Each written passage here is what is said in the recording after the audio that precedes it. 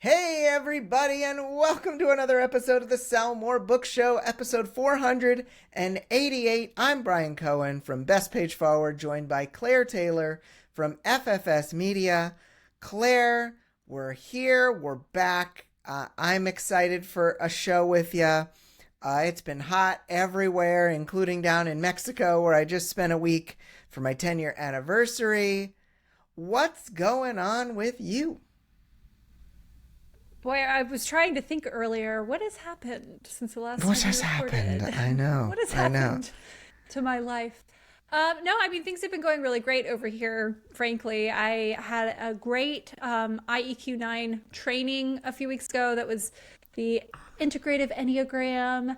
It was just, I love learning new perspectives on and new approaches to the Enneagram. This one's a very assessment-based one, whereas some are more narrative. There's the narrative tradition. Where you learn your type through telling stories and reflecting. And this one, this approach is like, get right down to it. Do this test. It has really high accuracy. Figure it out, move on kind of thing. So that might be good for some people. That might be really helpful. So I love amassing more tools for my toolbox. And that was really a great and overwhelming experience. A week of in-person training. I was like, oh my gosh, I haven't been around people this much. So that was good. And then, just prepping for the retreat in October, and I've launched the Liberated Writer course, which will also start in October. So that's a virtual course if anyone is interested. Awesome. Where's that URL for the Liberated Writer? You can just go to liberatedwriter.com. What a good URL. Love it. Love it. I snatched that up years ago. I've been planning this brand for a while, and I've finally gotten to it. That's amazing. That's amazing. Yeah, I mean, on my side, I've got a webinar coming up tomorrow as this is live. Tomorrow, I will be talking about self-publishing success. I will give you the teaser of it being about writing to market, growing your email list, and then testing to see which of your books is more profitable. And we'll talk about all that at the webinar. I'll give you a link here, Claire, so that you can, I don't have a good pretty one for the podcast, but I'll give you one for the show notes, and that'll be on Thursday at 2 p.m. Eastern time. It's funny. I used to have all of these presentations at 3, and part of that was because of living in Chicago, and so it was really 2 p.m. Central, but then I didn't change it the first 2 years I was here, and sometimes you get used to doing things at a certain time and you're like, no, I need to change this thing that I get to run because it's my business. I get to decide what time I want to do it. And I think we all get to decide when we launch a book. We all get to decide when we want the tough part of our year to be. And there will be tough parts.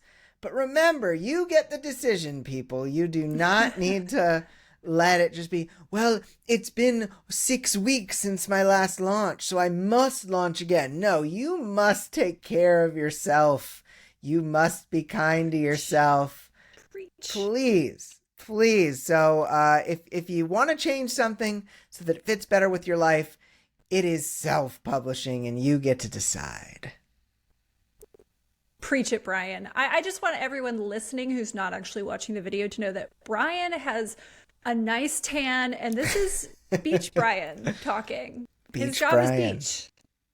Beach Brian. All Beach Brian does is beach and dole out self-publishing wisdom. That's all he does. Beach Brian. Oh, thanks. Thank you, Claire. And I appreciate you calling out the tan for the audio.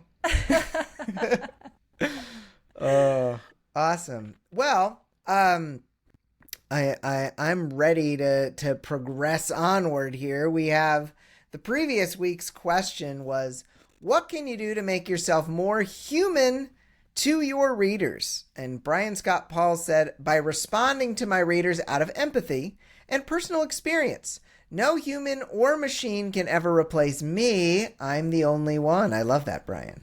Mm-hmm. And Logan Russell said, write from personal experience. I'm currently writing a character who shares my disability, and I'm able to provide details that another author, human or not, would never know, even if they did a lot of research. That's awesome. Mm, that's smart. And thinking of another author, human or not, I really like that concept there from Mm-hmm. Logan. And Anne Marie Eber, the longtime listener to the show, said, connect with them and show gratitude that they support you. And we will always show you gratitude, Anne Marie, as you've been with us from nearly the beginning. So I love that. And gratitude is always something we can use that not everyone emphasizes. Can I just share a little bit about gratitude that I thought was, pretty astounding and expertly done? Yes. Okay. I just want people to think about this. So recently at one of Taylor Swift's concerts, she got a 7-minute standing ovation. And her response, and I think this is important for all of us to study because we are all public facing people as authors. Her response was, I don't even know what to say. She's basically like, this is so abnormal and wonderful. And when I inevitably have downward spirals like we all do, I'm going to be able to think about this moment. So thank you. Like that was her response. And that is one of the most expertly executed responses to applause I've ever heard. That's so it does cool. so much with so little, and she did it off the cuff. I think that we all have a lot to learn about the way that we engage with our fans from her. That's so great. That's so great. Cool. Thank you for sharing that. It's just fresh on my mind. Yeah, no, that's so great. And going back to that question, you can always answer the question of the week at sellmorebookshow.com in the comments section or in the Sell More Book Show After Party Facebook group. We've got a top story, Claire. Are you ready? I'm so ready. Okay. Release it, Brian. Release it. Cracking down. That was me. I did that one. Cracking down.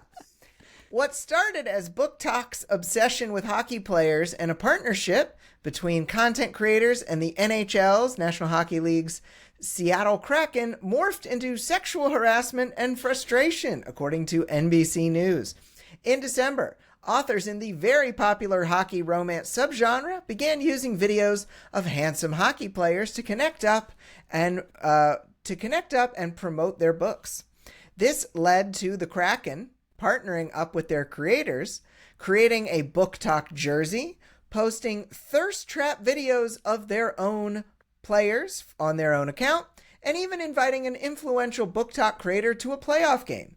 But these commercial thirst traps hit the wall when the wife of Seattle Kraken star Alexander Wenberg pleaded with social media to stop posting sexual comments about her husband. The Kraken responded by deleting its BookTok content, angering the creators and readers who had become fans of the team and the content. Dr. Jessica Maddox, an assistant professor of digital media technology at the University of Alabama, said, quote, the Kraken were rewarding this kind of content creation and feeding the hype and feeding the frenzy. And then as soon as it started not going well for them, they dropped the whole situation and pretended that it never happened. I can understand wanting to throw up your defenses and even go on the offensive, but everything we do online has really real offline consequences. So, Claire, it took us a little bit of time to get to this one because it was the beginning of August that this all happened. And this was really interesting seeing the responses from the author community. Obviously, there were some angry ones, but there were also responses like, well, you should have known that trying to partner with a big corporate entity like a professional sports team might not end well. What were your thoughts? Were you following this when it was all happening? I was, with bated breath.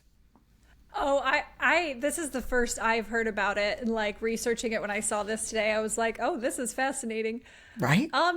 It's interesting. I think that it would be a much different story if the Kraken players had been able to individually opt in or out of this. Rather than just the team making that decision. Right. for all of them.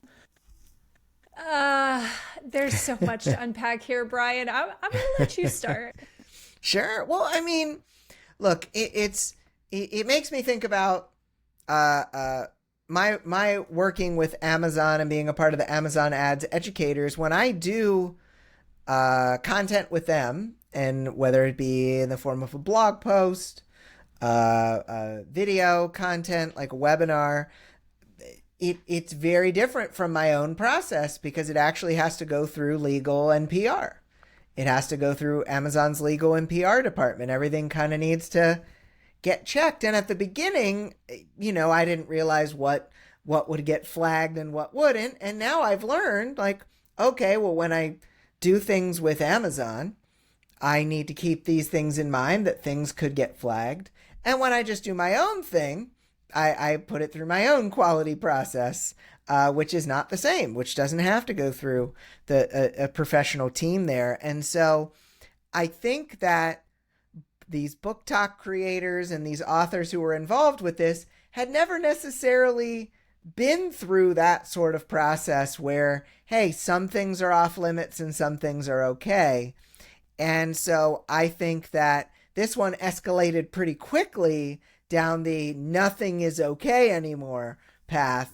But it really makes you think that, there are a lot of things on TikTok that are commercial in nature, sounds and whatnot. And you keep hearing, oh, these things have been cleared. But I don't know if at any point a commercial entity that has been involved with a sound or a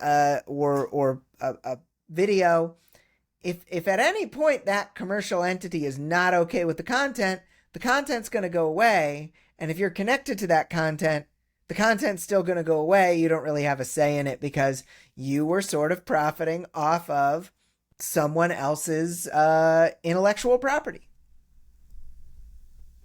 Yeah, I mean there's so much going on here and things spiral so fast on TikTok. Yes, they do. And it's also going to continue to have these problems with sort of like brand partnerships because there is so little regulation or ability to regulate built in. Stuff like protecting your brand assets and your videos. They can easily be pulled, posted in such proliferation by, throwaway accounts that you can never really get them down, that sort of thing. I am not super shocked that it spiraled this quickly into harassment and dehumanization. I think that as a society, we need to possibly inspect our parasocial relationships with public figures. I think you are right, Claire. I think you are right. And we have to remember that if at any point we are using something that isn't stock photography that we've purchased or whatnot, that has been licensed for a specific purpose, there's real people involved and even memes. I mean, you start to I hear was these just stories, thinking about memes. of people who've been memed and how dehumanizing it is to be a meme because a meme is ripping your image away from your humanity and it sort of becomes everybody's to manipulate. Right. And the story, you're part of everyone else's story, but you aren't your own story. So yeah, I think that that's something we can maybe think about as a community. And I think it's also a reason why I have been talking to a lot more authors who are reluctant to engage publicly because they see stuff like this and they don't want to become dehumanized by their readers and have, demands put on them that just don't, that are unrealistic and that sort of thing. Yeah. I'm not surprised you're talking to more authors who want to avoid it because it's scary. It is. It's Even scary. Just having a TikTok blow up and go viral can change your life and really throw you into a moment where you need to reconnect with yourself. Yeah. Well, Claire, we've got some hot potatoes of wisdom here. They've All been right. cooking up at I'd say 375 degrees, but the 7 button is broken on my oven, so I Oh. can't actually make something 375 degrees. We need a new oven. But is there ever a time that authors should consider connecting up with a bigger commercial organization?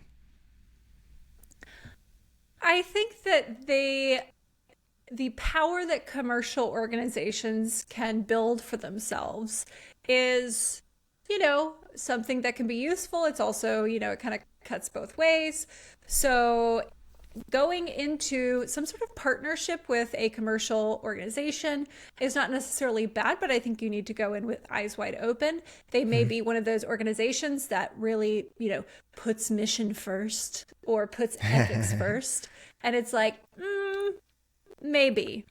First, after their top priority of profit. So I think that you want to talk to people who have done it before if you're going to do it.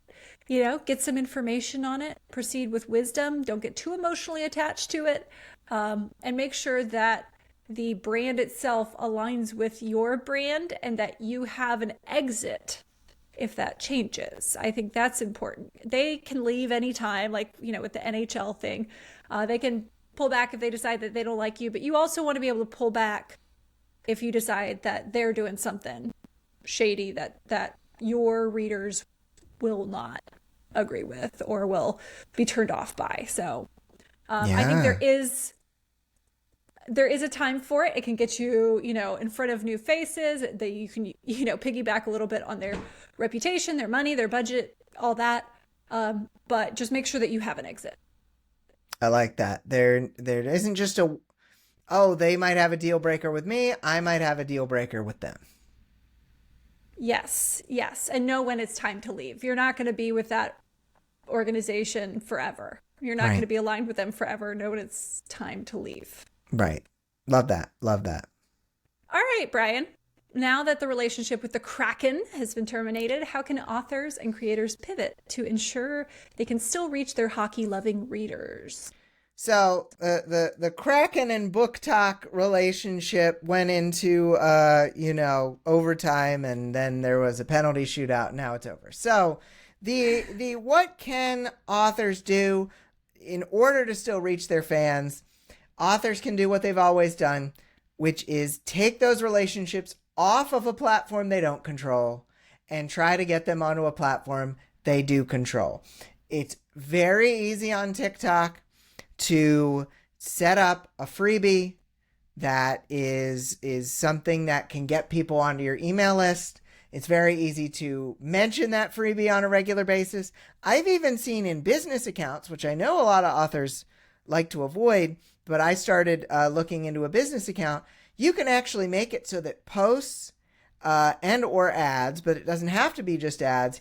Even you can make a post that is collecting email addresses. And you can just say, I want to turn on email collection for this post. That's powerful because you need to get people off that platform if you want to reach them anytime you want. And you do not have that control unless they get off the platform. So always have your exit plan, your strategy for what happens if this platform blows up tomorrow? How am I going to reach these people? Email is one of the ways. Yep. I love that. Awesome. And one of these days I'm going to learn what icing is. I still don't know what that rule is in Okay, hockey. so it's really a 2-line thing. If it goes across Okay. 2 lines, and then the defensive team is the first to get the puck, then it's, then it's going to be icing. So The defensive team is the first to get one. It's if icing. if the team But if that the- hit it, if the other team gets it, then Okay. But if you yeah. hit it across 2 lines and then your team gets it, it's not icing? So now I'm like, I haven't watched hockey in a while, and I'm afraid I'm going to say something, and someone's going to be like, Brian, actually, yeah, I mean, if the offensive team who hits it gets it back, that's why there's usually a race to the puck of some kind. Like they can, or at least I they thought can they were just very pressure. excited. Oh yeah, well they are as well. I mean, Okay. because of BookTok. So we've got lightning here. Pachoo, pachoo, pachoo, pachoo, pachoo.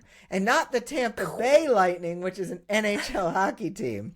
It's the Tampa Bay Lightning round. They're sponsoring us. So For Claire, for now. for now, I know. Claire, Montana, the state of Montana is banning TikTok usage in the state.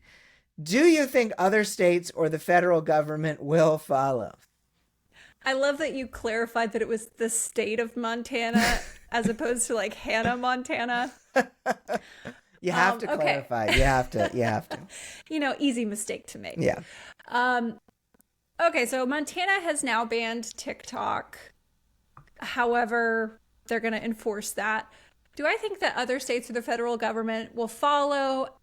I do not think the federal government will follow. It's too powerful of a force.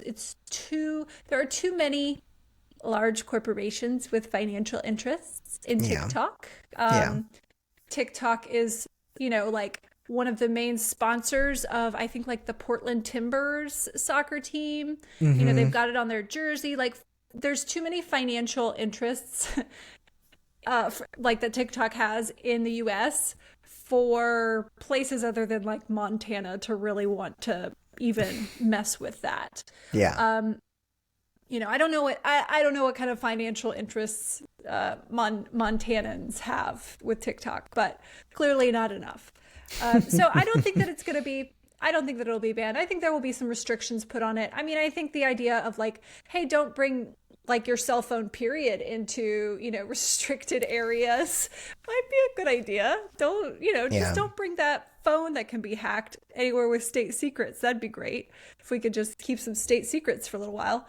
But I don't think that in general this is going to spread. I think there's just too much money that TikTok is putting into different businesses and into the economy in general. And there are too many people who are selling their products through TikTok, right? So that's Right. another thing. There's these big major brands that are having great engagement on TikTok, and they're not going to want to see TikTok go away.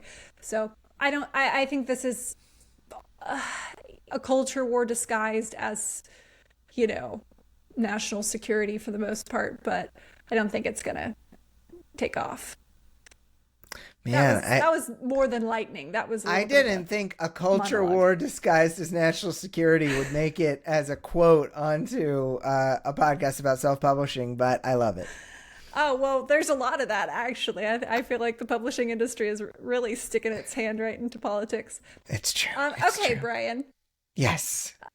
KKR bought Simon & Schuster from Paramount, according to NPR. Will the sale of Simon & Schuster by Paramount be a positive or negative for Simon & Schuster? Let's see how many times we can say Simon and Schuster. So Simon & Schuster got sold by Paramount to, a private equity firm, KKR. Will this be a positive or a negative? Well, Simon & Schuster almost got bought by Penguin Random House, which would have led to the loss of a lot of jobs in Simon & Schuster and in Penguin. They would have smushed together. Now that that's not happening, I do think it's positive for the people working at Simon & Schuster. It's positive for authors who had books with editors that will now not get reduced, which would have happened if two publishing houses had come together. But also, when I think a private equity firm, I think, hey, everything is a line item now. Everything is about profit and loss. And so there still could be reductions as a result. There still could be people who had publishing contracts lose out on things. And so I think for people working for Simon & Schuster, this is probably more positive than it would have been. But I do think that it will likely still lead to some reduction in projects. So some authors will be out contracts and some people working there will be reduced, but probably not as many as would have happened in a merger. Because during a merger, a lot of people with the same job now work for the same company. But that isn't going to be as big of a problem with this new swap, as it were. So, Interesting. That's very, um, very astute observation, must be the Brian. I like beach. that. Must be the beach. So, Brian, your job is beach, not astute oh, observations. you're right. I'm sorry. I'm going back to the beach. Gotta get my I gotta get new sandals. They like melted in Mexico. Oh So, no. Claire, do you think the sale of Simon and Schuster from an entertainment company of Paramount to a private equity firm, will this change the way that the publisher does business? All right. So Simon and Schuster is moving from an entertainment company as its parent company to a private equity firm. Is this going to be something of note? Yes, I think that this is not going to put art and creative expression and novel ideas at the forefront of what gets published. I can't imagine that if I were to be like, hey, I want to put like art and novel ideas at the forefront of publishing. I can't imagine being like, you know what the answer is? We should sell out to a private equity firm. Right. So I don't know that I don't know this is going to work well for Simon and Schuster. I don't know. I just, we've seen some things in various industries get sold to private equity firms. And I don't know that like the consumer always benefits from that. So, Yeah. Art and capitalism have always had a complicated, sometimes, healthy, but sometimes not so healthy relationship. And so we will see how this plays out. Yeah. I We wouldn't be will. surprised to see some authors with Simon and Schuster start publishing independently soon. It could happen. It could happen. All right, Brian, according to Publishers Weekly, an antitrust lawsuit may finally go to court to determine if Amazon is a monopoly. Do you think the court will rule against Amazon and proclaim the company to be a monopoly? This is like the most news-packed lightning round we've done, and it's making it dense. It's making it dense.